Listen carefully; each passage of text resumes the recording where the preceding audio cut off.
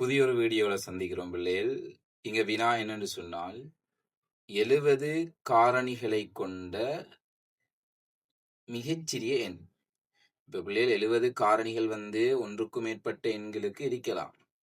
ஆனால் அதுல மிகச்சிறிய எண் எப்படி கண்டுபிடிக்கிற அப்படின்றதுதான் இந்த இடத்துல ஐடியா. அப்ப 70 காரணிகளை கொண்ட அப்படின்னு வந்துட்டால் நாங்க என்ன செய்யணும்டா பிள்ளைகள், இந்த 70 முதன்மை எண்களால வகுக்கணும். இப்ப பாருங்க, இப்போ நான் 70 எடுக்கிறேன். எடுத்துட்டு முதன்மை எண்களால் வகுத்து கொண்டு போகிறது. 2ஆல் வகுக்கலாம். வகுத்தால் 35. 35 2ஆலையும் வகுக்க இயலாது, 3ஆலையும் வகுக்க இயலாது, மீதியின்றி பிள்ளைகள் 5ஆல வகுக்கலாம். வகுத்தால் 7. அப்ப 7 7ஆல தான் வகுக்கலாம் 1. ஓகே, இப்ப நாங்க வகுத்து எடுத்த அந்த பெருக்கங்களை பார்க்கணும் பிள்ளைகள். 2 தர 5 தர 7 இப்படி வரும். ஓகே, இதை நாங்க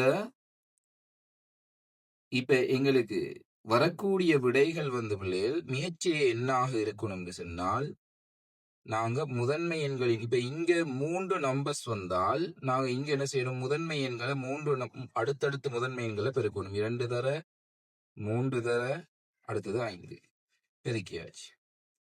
இப்ப இத ரிவர்ஸ்ல, அதாவது பெரிய நம்பர்ல இருந்து சிறிய நம்பரை நோக்கி நான் அடுக்குகளாக யூஸ் பண்ண போறேன். அப்ப இங்க 7 வருமாக இருந்தால் இங்க 6, இங்க 5 வருமாக இருந்தால் இங்க 5 வருமாக இருந்தால் இவ்விடத்துல 4, இங்க 2 வருமாக இருந்தால் இவ்விடத்துல 1 பிள்ளைகள். அப்ப இவ்விடத்துல பாருங்க 4, இவ்விடத்துல 1. ஓகே, இப்படித்தான் போடணும். இப்ப 2இன் 6ஆம் அடுக்கு என்ன, அப்ப 2 2 2 தர 6 தடவை பெருக்கப்படும். அதுல 4 4 16, 16 தர 4 64 வரும் பிள்ளைகள்.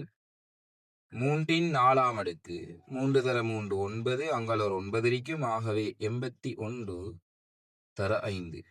இப்ப இவ்வளத்தை நீங்க பெருக்கி விடெடுத்தீங்கன்னு சொன்னால் சரி, உங்களுக்குரிய ஆன்சர் வரும். நீங்க பெருக்கிட்டு இதுக்குரிய விடைய கொமெண்ட்ல போடுங்க.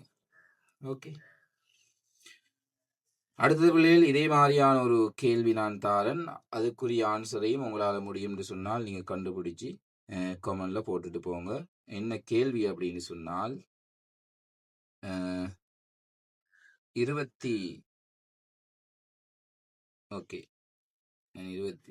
42இன் காரணிகளை கண்டுபிடிங்க. 42 காரணிகளை கொண்ட மிகச்சிறிய எண்ணை கண்டுபிடிங்க. கண்டுபிடிச்சிட்டு அதையும் என்ற கமெண்ட் செக்ஷன்ல போட்டுட்டு போங்க. ஓகே, அடுத்த வீடியோவில் நாங்கள் சந்திப்போம்.